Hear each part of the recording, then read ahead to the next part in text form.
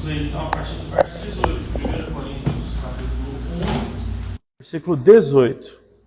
Diz assim o texto: pois a mensagem da cruz, ela é loucura para quem está perecendo, mas para nós que estamos sendo salvos é poder de Deus, pois está escrito: eu destruirei a sabedoria dos sábios e rejeitarei a inteligência dos inteligentes. Onde está o sábio? Onde está o erudito?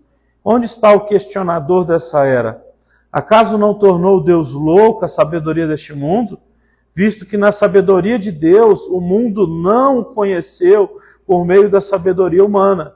Agradou a Deus salvar aqueles que creem por meio da loucura da pregação. Os judeus, eles pedem sinais milagrosos e os gregos procuram sabedoria. Nós, porém, pregamos Cristo crucificado, o qual de fato é escândalo para os judeus e loucura para os gentios, mas para os que foram chamados, tanto judeus como gregos, Cristo é o poder de Deus e a sabedoria de Deus, porque a loucura de Deus é mais sábia que a sabedoria humana, e a fraqueza de Deus é mais forte do que a força do homem. Irmãos, pense no que vocês eram quando foram chamados por Deus. Poucos eram sábios segundo os padrões humanos, poucos eram poderosos, poucos eram de nobre nascimento, mas Deus escolheu o que para o mundo é loucura para envergonhar os sábios, e escolheu o que para o mundo é fraqueza para envergonhar o que é forte. Ele escolheu o que para o mundo é insignificante, desprezado, o que nada é, para reduzir, para reduzir aquele que é a nada, a fim de que ninguém se vanglorie diante dele. Porém, por iniciativa dele, que vocês estão em Cristo Jesus, o qual se tornou sabedoria de Deus para nós, isto é, justiça, santidade e redenção, para que, como está escrito, quem se gloriar, que se glorie no Senhor. Só continuando aí, rapidinho aí, no 2. Eu mesmo, irmãos, quando estive entre vocês, eu não fui com um discurso eloquente, nem com muita sabedoria para lhes proclamar o mistério de Deus. Pois eu decidi nada saber entre vocês, a não ser Jesus Cristo e esse crucificado.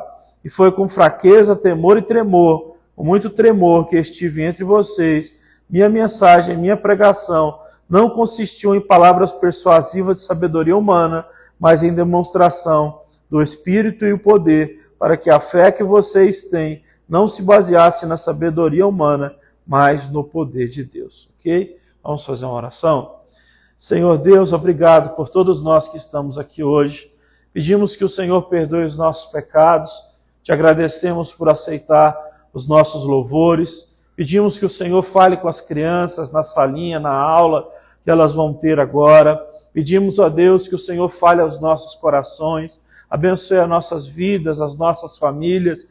Permita-nos, ó Deus, ter o iluminar da Tua palavra sobre nós nesse dia de hoje, para que a nossa vida seja abençoada por Ti, pelo Teu Santo Espírito. Nós somos pequenos, fracos, frágeis e pecadores, mas o Senhor é aquele que nos limpa, que derrama o Seu sangue e conhece o íntimo do nosso coração. Obrigado, oramos assim em nome de Jesus. Amém. Amém. Foi o apóstolo Paulo que escreveu essa carta para os coríntios. A cidade de Corinto era uma cidade rica, uma cidade poderosa, cheia de homens que tinham não só o poder financeiro, mas também eles tinham poder intelectual, eles eram pessoas que realmente mandavam no mundo, eram os senhores dos homens, por assim dizer. Paulo, quando ele escreve essa carta aqui, ele está lá em Éfeso, né? E ele já está na terceira parte da caminhada dele ali na cidade de Éfeso, e ele manda essa carta para a igreja de Corinto, que era uma igreja que ele já tinha passado por lá e tinha fundado ela. E o interessante da gente entender aqui é que Paulo, ele chama esse lugar de igreja. Por quê? Porque se a gente for ler os capítulos aqui, vai parecer que não é uma igreja. Porque essas pessoas, elas têm tantos problemas, mas tantos problemas que parecem que elas não são cristãs. Então, só fazendo uma pequena ponte, às vezes nós olhamos para dentro de nós mesmos e a gente encontra tanto problema, tanta turbulência, tanta dúvida, tanta falta de norte, que a gente até duvida se a gente é cristão mesmo ou não. E eu quero te dizer, o cristianismo não nos isenta de dúvidas, não nos isenta de problemas, não nos isenta de situações difíceis. Então, era uma igreja cheia de problemas. Eles tinham muitos problemas, por exemplo, com imoralidade sexual. A cidade de Corinto era um local onde outras religiões, as pessoas se reuniam para adorarem deuses e terem cultos promíscuos, onde as pessoas elas tinham relações sexuais diante dos deuses, das divindades, das estátuas lá que eles colocavam. Então, era um local muito complicado da pessoa se tornar cristã. Então, eles tinham já esse negócio que era religião com porta larga. Religião com porta larga é o que está todo mundo procurando hoje em dia, não é? A pessoa quer algum tipo de espiritualidade, mas quer que a porta seja larga. Jesus falou em Mateus 7, né, que a porta de Deus é estreita, né? Apertado e estreito é o caminho que leva à vida eterna, mas o caminho da perdição ele é largo. Então, muita gente procurando caminhos largos e hoje em dia tem muitas religiões. São mais de 30 mil religiões catalogadas ao redor do mundo inteiro. Então, são tentativas de portas largas. Além disso, existia o dinheiro, que era um Deus para as pessoas ali eram ricas, e elas também, né, tinham essa questão de procurar a questão da sabedoria. Eles eram muito voltados para a questão da inteligência, da sabedoria. Os gregos, né, que boa parte dos coríntios, de quem mora na cidade de Corinto, nessa época, eram os gregos. E os gregos estavam atrás de sabedoria. Então, eles acreditavam que, por meio da busca da sabedoria, o padrão, né, espiritual se elevava. Então, a gente está falando sobre várias coisas que Paulo vai escrever sobre elas, porque ele sabe que esses problemas existem. É uma igreja, mas cheia de problemas. Mas o que importa é receber a exortação, pedir perdão ao Senhor e continuar a caminhada. E esse é um ponto que a gente pode começar por aqui. O problema nosso não é não errar. Todos erram. O problema nosso é a falta de arrependimento, é a falta de confessar o nosso erro e abandonar ele.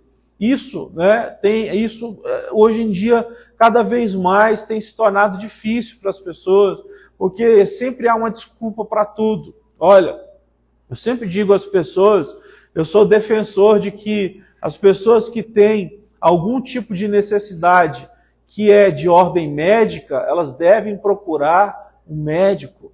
Né? A palavra de Deus diz que nós oramos pelos enfermos, mas nós o quê? Nós levamos eles até os médicos porque nós passamos óleo sobre eles. E o óleo era algo que era medicinal. Em Tiago capítulo 5, o óleo era medicinal. Jesus, quando conta uma parábola, ele diz que um homem que foi espancado na estrada, jogaram o quê? Vinho e também óleo sobre ele, que eram, né, propriedades medicinais para ajudar aquele homem a não morrer. Então, o que acontece? Uma pessoa que precisa de médicos, ela deve ir até o médico, sim. Mas existe um problema hoje em dia. Hoje em dia, muita gente chama o quê? Chama pecado de síndrome. Muitas pessoas hoje em dia, elas chamam pecado de falta de alguma coisa no cérebro, na química, sei lá o quê, seja o que for, entende? Então, é muito difícil, porque você vai encontrar hoje em dia muitas pessoas que cometeram crimes assim bárbaros, horríveis, que não estão presas, porque elas simplesmente alegam insanidade mental, coisas nesse sentido, para ficarem soltas. E para mim isso é uma coisa muito séria. Falando em morte, só um trecho hoje, aquele homem, né, que se gloriava, ele disse que virou cristão, mas ele ainda se gloriava, ele disse, eu nunca me arrependi do que eu fiz, que era o Pedrinho Matador. Hoje ele foi assassinado, né? O Pedrinho Matador matou mais de 100 pessoas ao longo da vida dele, né? Ele matou o próprio pai, matou a própria esposa. Então, assim, né? Um homem que Jesus pode perdoar pecados?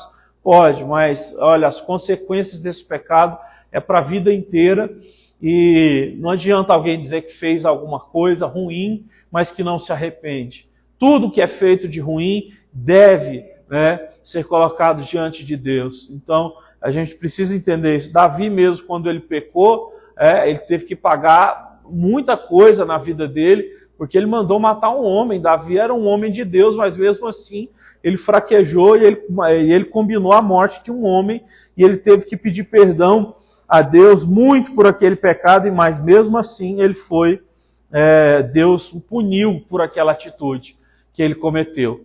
Por assim dizer, então, Paulo está escrevendo, e ele vai falar então que para a igreja, ele vai lembrar a igreja de Corinto, e ele vai dizer assim, olha, quando a igreja se estabeleceu, quando a igreja foi fundada, a verdade é que não haviam muitos de vocês que eram sábios, que eram pessoas importantes e tudo mais. Deus escolheu vocês da fraqueza. Ele olhou para vocês e viu que vocês tinham a necessidade de algo, e ele escolheu vocês. Escolheu vocês porque amou vocês de todo o coração. E aí Paulo meio que está dizendo isso, porque ele está dizendo assim, por que agora vocês estão com esses tipos de argumentações, como se Deus quisesse que vocês acrescentassem alguma coisa a mais à pregação, porque era isso que estava acontecendo. Não estava bastando só mais pregar o evangelho para essa igreja. Eles queriam acrescentar outras coisas. E aí eu preciso dizer isso, olha, o problema que vai existir aqui a princípio é o seguinte: eles acham que eles precisam pregar o evangelho e ao mesmo tempo, né, adquirirem ou pregarem de uma maneira muito sábia, de uma maneira muito grega. Eles queriam pregar como os filósofos faziam. E eles chegaram a achar, de certo ponto, que somente essa pregação aí, parecendo a dos filósofos, era a que Deus aceitava. E isso não é verdade. E o que vai acontecer aqui nesse momento, então? Vai acontecer que a igreja vai começar a se enfraquecer, e é por isso que Paulo vai mandar cartas para esses homens. Então, olha, a gente precisa entender uma coisa. A palavra de Deus, ela é super a favor de que os homens e as mulheres adquiram sabedoria e conhecimento. Né? Tem uma frase de Alistair McGrath, que é um cientista americano, que ele diz assim, que adotar a fé cristã não é cometer suicídio intelectual. Né? John Stott, que foi um pregador do século passado, ele diz que a fé e a sabedoria, elas andam juntos, né? Mas a fé vai mais longe. A fé e o conhecimento andam juntos, mas a fé vai mais longe. A verdade é que por causa dos estudos, muita coisa boa se produziu. Agora o problema é que aqueles que não tinham nível de sabedoria, eles começaram a se acovardar, recuar, porque eles achavam que eles não tinham capacidade de pregar o evangelho. E esse é o ponto. Porque Deus não chama todos para serem iguais. Né? A verdade é que a Bíblia diz que nem todos devem ser mestres. Está escrito lá em Tiago, capítulo 3, no versículo 1. E eles estavam simplesmente dizendo que só poderiam pregar a palavra aqueles que fossem mestres. Só que aí Paulo, ele vai falar algo que é mais interessante ainda, que está aqui no capítulo 1 que eu li, que ele vai mostrar que existe uma luta dentro de nós, que ela é uma luta mais difícil de se vencer do que essa luta entre se achar inteligente ou se achar ignorante. É uma luta mais importante. É uma luta que tem a ver com a carne e com o espírito. Ele vai falar no começo do capítulo 2, que quando ele foi até Coríntio pregar, ele não usou essa sabedoria humana que as pessoas estão dizendo. Ele vai dizer assim, eu não fui até vocês com esse poder humano, com essa questão humana, eu fui pregar para vocês em fraqueza, temor e tremor. Eu fui pregar Jesus Cristo. E ele vai então mostrar que o que importa é falar sobre Cristo. E uma coisa interessante aqui nesse momento é que você vai perceber claramente, não só aqui no capítulo 2, do comecinho, que nós lemos mais adiante no livro, que ele vai dizer que o problema entre os que pregam e os que não pregam é justamente a questão da espiritualidade. E a vida espiritual, ela vai ser medida pelo que ele mesmo ensina, que em Gálatas, que é a carne que guerreia contra o espírito. Há dentro de nós uma batalha espiritual, não é? Que é a carne contra o espírito. O desejo de fazer as coisas más contra o desejo de fazer as coisas de Deus. Essa batalha, então, quem vai vencê-la é a pessoa que alimentar mais. O que você alimentar mais, o que estiver dentro de ti, seja a carne ou o espírito, é o que vai lhe fazer, então, uma pessoa que serve a Deus ou que não serve a Deus. Então, o grande ponto de Paulo é, vocês precisam buscar as coisas espirituais. Eles estavam, então, excessivamente presos às coisas materiais, a uma falsa religião, a falsas religiões de pensamentos confusos, de falsa sabedoria. Então, eles ficavam, eles estavam encurralados, a igreja não pregava, porque se achava o quê? Inútil, se achava com menos capacidade. E Paulo está chamando, então, esse povo para que eles possam entender que a nossa guerra é essa, é espiritual. A verdade é essa guerra que Coríntio passa aqui, que os coríntios passam nesse princípio, já é uma guerra espiritual. A Bíblia vai dizer que nós devemos elevar os nossos pensamentos a Deus, cativos a Deus, porque a nossa batalha é espiritual. E nessa batalha espiritual, nós só vamos vencê-la se Deus estiver no jogo. Se nós colocarmos Deus ali naquele lugar, que é o local que ele merece, que é no trono do nosso coração. Então, o que o apóstolo Paulo vai realmente dizer no capítulo 1 e 2 é: vocês precisam amar a Deus acima de tudo.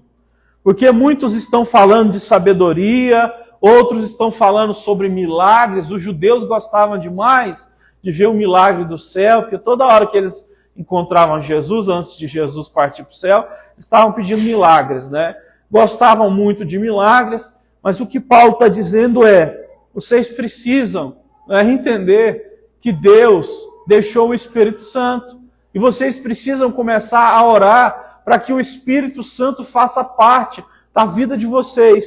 Vocês precisam ser pessoas que pensam mais nas coisas espirituais. Precisam ser pessoas que buscam a Deus e transformam a mente de vocês, como Paulo escreveu em Romanos 12.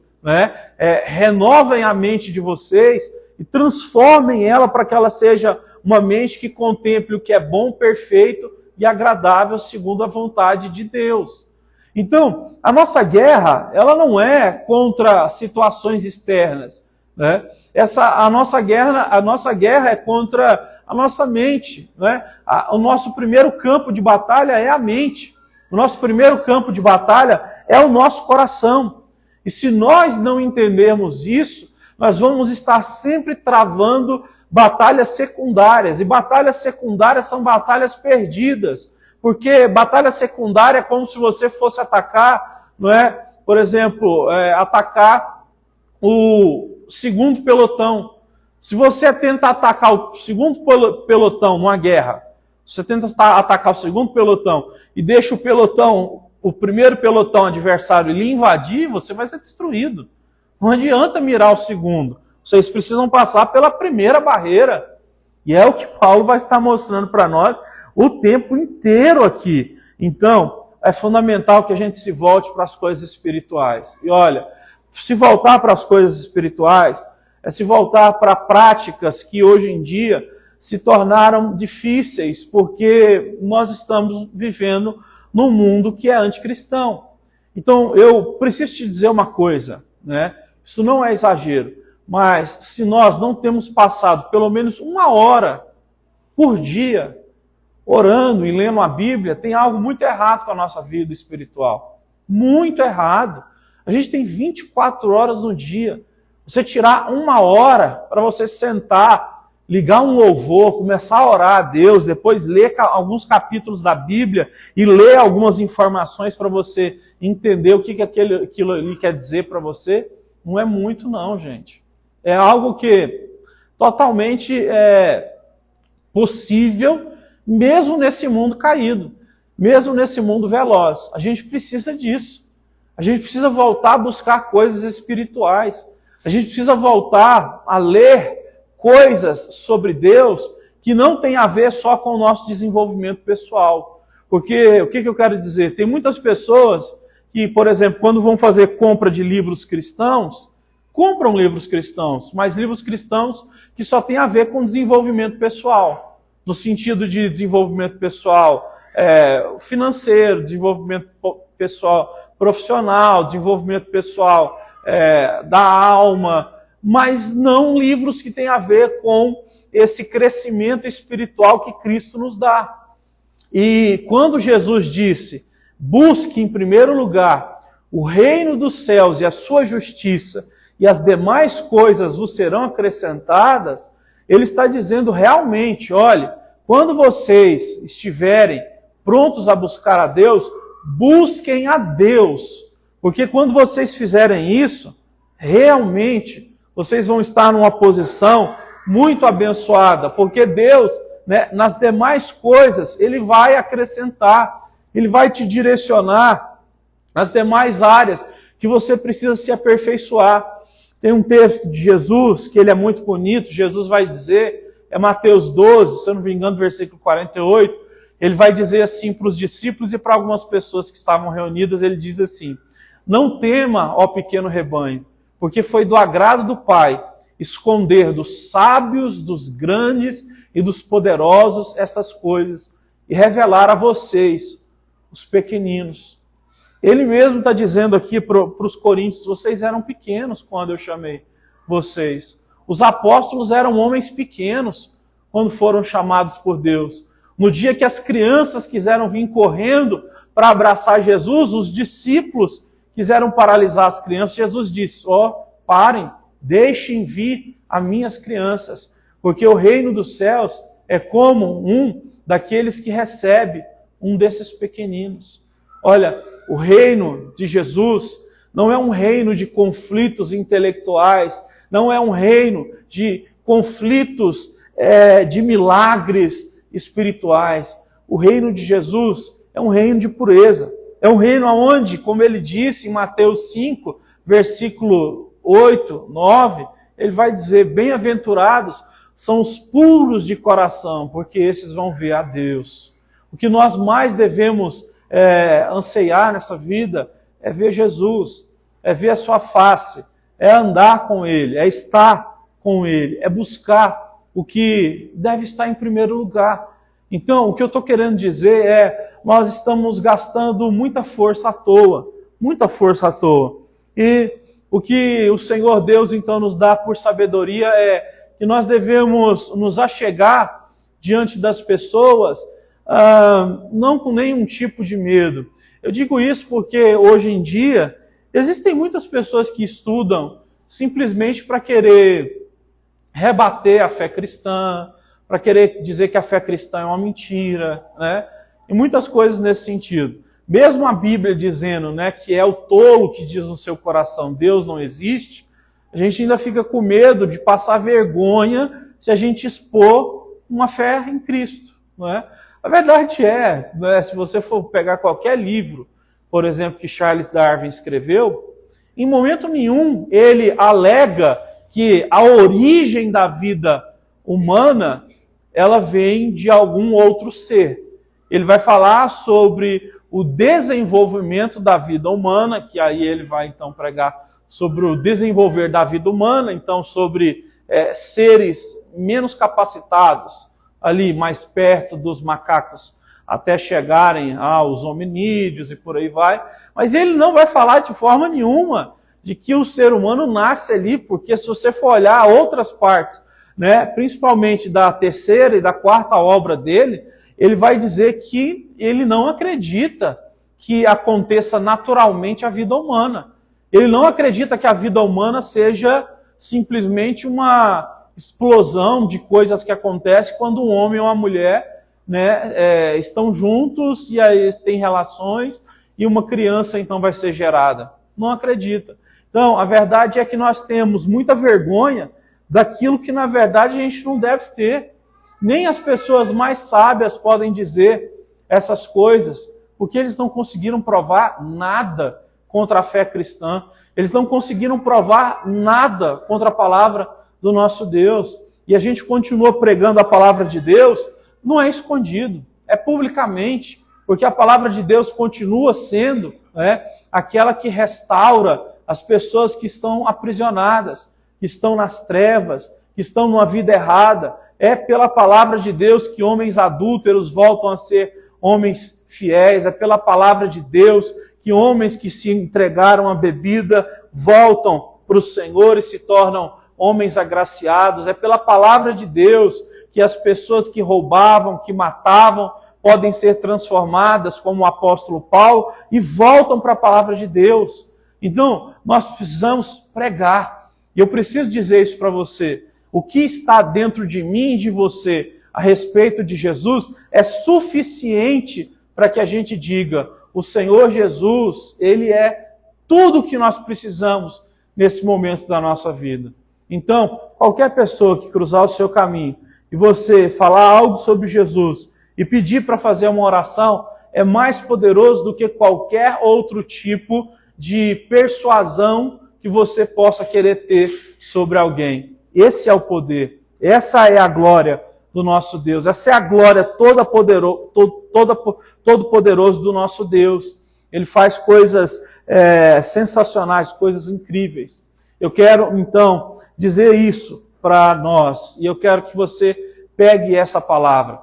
Jesus, Ele nos ama muito, e Ele nunca dá a mim ou a você algum tipo de experiência que nós não sejamos capazes de suportar.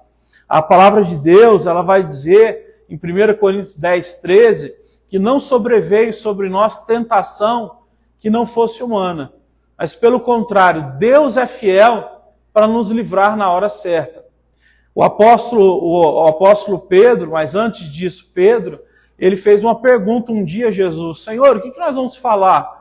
Porque Jesus disse que eles iriam pregar até para os poderosos, para os governantes. E aí Jesus disse assim: olha, quando vocês estiverem na frente dos poderosos, o Espírito Santo lembrará vocês das coisas que vocês já aprenderam.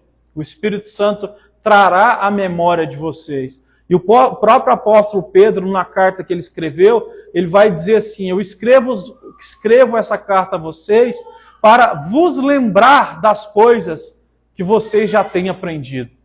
É isso que a gente precisa. A gente precisa se lembrar do que Deus já nos ensinou, sabe? Muito mais do que tentar conhecer muitas coisas que nós desconhecemos. Nós precisamos do Evangelho, que é o feijão com arroz, praticado, pregado, orado, né? Para que Deus seja glorificado. Então, essa mensagem é o que você pretende fortalecer a partir de agora? A sua carne ou o seu espírito?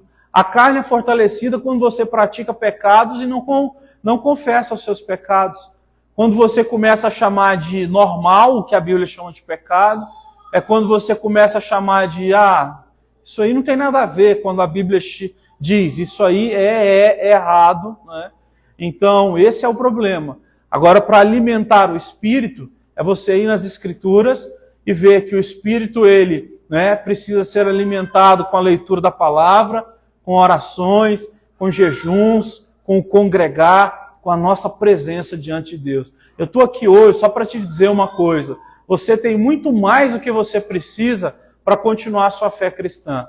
Então, se você de alguma forma está aqui, pensa que existe algo a mais para que você se levante para pregar Jesus no seu trabalho, na sua casa, onde quer que seja, eu estou aqui para te dizer: você já tem de Jesus tudo que você precisa. Você só precisa se colocar de pé, como Deus falou para Ezequiel: Ezequiel, põe-te em pé porque eu vou falar contigo. Então, o que Deus quer fazer conosco é isso, nos colocar em pé para falar conosco. E aí, para a gente encerrar, Olha o capítulo de número 2, que nós lemos esse pedacinho. Eu mesmo, irmãos, quando estive entre vocês, não fui com discurso eloquente, nem com muita sabedoria para lhes proclamar o mistério de Deus. Pois eu decidi nada saber entre vocês, a não ser Jesus Cristo e este crucificado. E foi em fraqueza, em temor e em tremor que eu estive entre vocês. Minha mensagem, a minha pregação, ela não se consiste em palavras persuasivas de sabedoria humana, mas consiste em demonstração do poder do Espírito Santo, para que a fé que vós tendes não se baseie na sabedoria humana, mas no poder do Espírito Santo. O que é o poder do Espírito Santo? É o que João escreveu. Ele diz assim, que o Pai é que convence o coração do homem através do Espírito Santo, né? E aí o Espírito Santo convence o nosso coração do pecado, da justiça e do juízo. Deus. Só Deus faz isso. Então, a gente deve parar de fazer força em certas coisas e tirar a mão, né? Como está escrito lá em Zacarias, não é por força nem por violência, mas é pelo Espírito de Deus. Eu quero pedir que você ore comigo hoje e peça assim: Senhor Jesus, me ajuda para que seja pelo seu Espírito, porque muitas vezes eu estou gastando força em vão, muitas vezes eu estou olhando para um lado vão, às vezes eu deixo de fazer porque acho que sou menor, que sou incapaz, que sou isso ou que sou aquilo, mas essa não é a verdade. Você pode orar comigo? Vamos nos colocar de pé?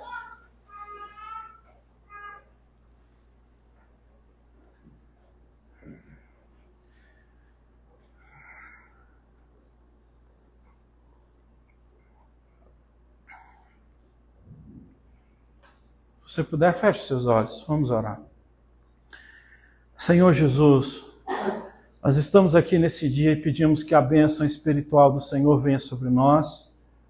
Pedimos a Ti que o Senhor nos ajude a parar de perder força, tentando forçar crescimento espiritual, tentando forçar conversões espirituais. Ajuda-nos, ó Deus, a entender que ainda existe salvação para nós se nós clamarmos a Ti. A Sua palavra diz que todos aqueles que pedem perdão pelos seus erros e vivem a vida conforme o que o Senhor quer, estão em Cristo Jesus. Nós muitas vezes nos sentimos, ó Deus, tolos perto de algumas pessoas que podem se parecer tão sábias perto de nós, pessoas que às vezes até manifestam que são ateus, que não creem no Senhor. Parece que a gente fica, ó Deus, ali preso naquilo. Mas como o apóstolo Paulo, eu quero te pedir que essa palavra de hoje nos ajude a não ficarmos acovardados diante daqueles que são espiritualmente imorais, nem diante daqueles que são intelectualmente, filosoficamente mais apurados, que têm uma linguagem que pode nos deixar muitas vezes com medo, porque parece uma linguagem, Senhor Deus, muito maior, um arcabouço vocabulário muito maior, mas não. O Senhor possa nos abençoar, porque nós sabemos que o Evangelho é poder de Deus para todo aquele que nele crê, como disse o apóstolo Paulo aos Romanos. Nós pedimos a Ti, Senhor, nesse dia de hoje, que o Senhor possa abençoar as nossas vidas, para que nós possamos fazer o que é básico e que o Senhor já nos deu. Se nós estamos, ó Deus, em batalhas erradas, ajuda-nos a voltar atrás e buscar um desenvolvimento espiritual nosso, através da leitura bíblica, através das orações, através, ó Deus, do jejum, da oração, através, Senhor Deus, do congregar. Pai, em nome de Jesus, ajuda-nos, fortalece-nos espiritualmente. Onde havia, Senhor Deus, um espaço na nossa mente e no nosso coração, aonde nós achávamos que estávamos perdendo a guerra, e nesse dia de hoje a gente possa entender, o Senhor está do nosso lado muito mais do que a gente pode imaginar. Sua presença é muito mais real do que nós podemos imaginar. Muito obrigado, Senhor. Nós te agradecemos por essa oportunidade, por esse momento, porque o Senhor é bom. Muito obrigado, em nome de Jesus. Amém e amém. Graças a Deus. Amém. Pode sentar um minutinho, nós já vamos terminar. Vamos passar para o momento das contribuições. O apóstolo Paulo ele vai falar para a igreja de Corinto também, 2 Coríntios capítulo 9. Ele vai chamar os irmãos de Corinto a ofertarem na igreja, para que as igrejas possam então ter a sua continuidade. A obra missionária continue, as igrejas possam continuar também. Se você assim pode ofertar, contribuir, dizimar, o pastor Caio vai passar os envelopes. Se você quiser fazer isso por Pix ou por QR Code, você pode fazer isso. Ajude então a gente a continuar, ajude a igreja a poder continuar de uma forma certa, né? Porque se a gente tem condições de continuar, a gente tem condições de continuar pregando o que é certo, né? Sem ficar explorando as pessoas e ficar fazendo o que a maioria faz, né? Dizendo que elas só vão ser abençoadas se elas derem tudo que elas têm. E tudo isso é fruto de pressão humana, né? De pressão de mercado. Então, infelizmente, muitas igrejas elas são mercadológicas. Elas vivem o que o mercado manda, elas fazem. A gente não pode ser assim. A gente vive pelo que a palavra diz, né? Vamos orar por isso, então. Senhor nosso Deus, nós queremos orar nesse dia, queremos te agradecer, queremos pedir que o Senhor possa abençoar a contribuição, a oferta, a manutenção de cada um. Deus, que o Senhor abençoe cada um dos teus filhos, que essa igreja possa ser, ó Deus, um lugar de portas abertas para que aqui a gente possa pregar a palavra e não, Senhor Deus, os assuntos da moda, porque a moda muitas vezes vai nos trair e a gente não tem tempo para ser traído por palavras enganosas, por palavras erradas.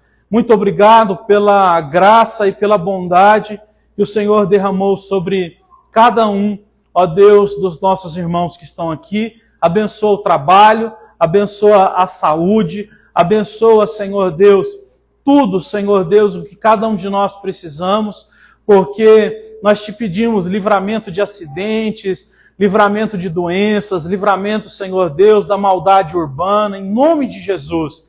Cuida de nós, protege-nos, Deus. Esse é o nosso pedido. Muito obrigado. Oramos em nome de Jesus. Amém e amém. Amém. Se você quiser contribuir no gasofilaço, você pode fazer isso. Para a gente encerrar, então, eu vou chamar o pastor Caio para ele fazer a oração e também para falar que amanhã a gente tem um estudo aqui na igreja, começa às 7h30. A gente trouxe os folhetinhos ali.